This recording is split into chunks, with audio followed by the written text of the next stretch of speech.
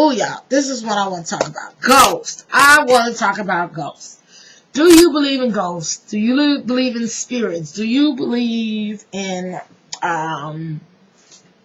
yeah, other, worlds, spirits, and other worlds and stuff? Okay, so I'm going to make this a good video because I'm going to tell some stories. Okay, so do I believe in spirits?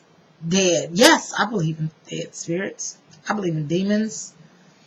I have not necessarily been possessed by a demon, but I had an experience one time where there was a demon trying to get inside my body, and I could feel it, and it was really hot, and it smelled really, really bad. I mean, it smelled awful. It smelled like 1,000 garbage cans of death. It just stank, and it was trying, I don't know, it was like a tussling thing, and it passed through me. It ended up passing through me. And it was like a real bad chill when it actually, but this was like when I was 17 years old. When I was a kid, everybody claimed that I could see spirits and I talked to spirits. Now, this is the crazy part. I don't remember. I think I stopped doing it around 5 or 6. But I would tell them about people that were walking around my aunt's house.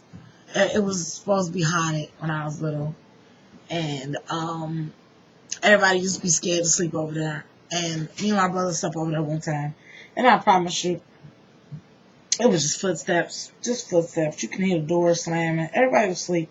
Nobody was awake, but the house was so big that we used to always say that. Yeah, did y'all just hear my smoke detector beep?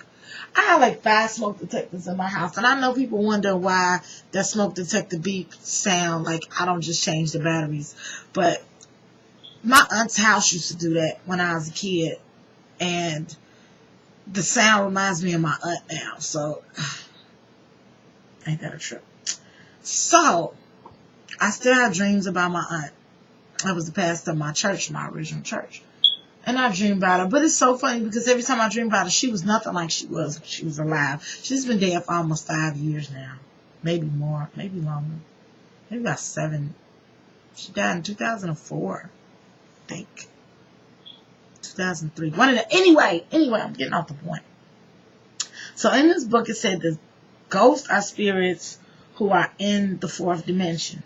They haven't transitioned to the 5th dimension or reincarnated back to the 3rd dimension. So basically, the dimension that people go into when they astral project, when they have out-of-body experiences, when they have near-death experiences, where they can still see into the 3rd dimension, but they can't see into the 5th dimension yet.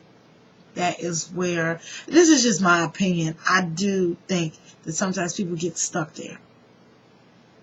I don't think they get stuck there for a long time. And I believe in haunting because I was haunted by a spirit. Okay, this is the problem of this situation.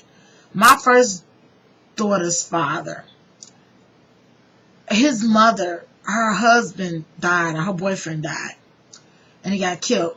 And I think that she just wouldn't let his spirit rest.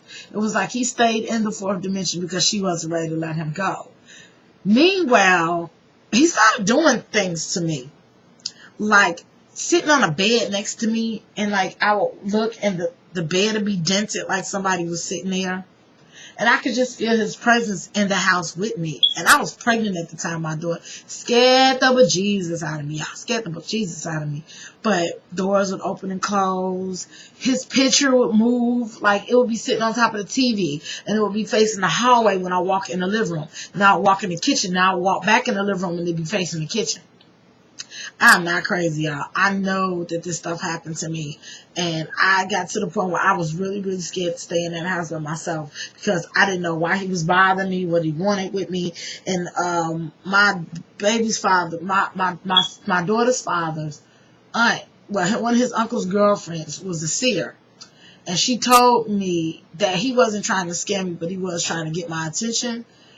and that I should tell him that he's scaring me, and I should tell him that because the vibe that I was getting was, it was almost like he was scaring me into moving out because I didn't belong with those people in the first place.